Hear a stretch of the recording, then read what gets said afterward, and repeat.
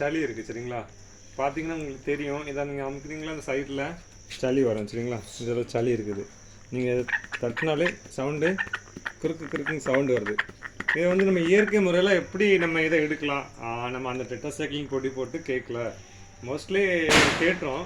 கேட்கலான்னா இயற்கை முறையில் எப்படி எடுக்கலாம் நீங்கள் அதை ட்ரை பண்ணி பாருங்கள். ஒரு ஈஸியான மெத்தட் தான் சரிங்களா. இங்கே இருக்கலாம், இப்படி தண்ணி இருக்குது, இந்த மருந்து தண்ணியை நீங்கள் அது வாயில் கொடுக்கணும். இப்படி கொடுத்துட்டு அதை என்ன பண்ணணும்னு கேட்டிங்கன்னா அப்படி இப்படி அடிக்கணும்.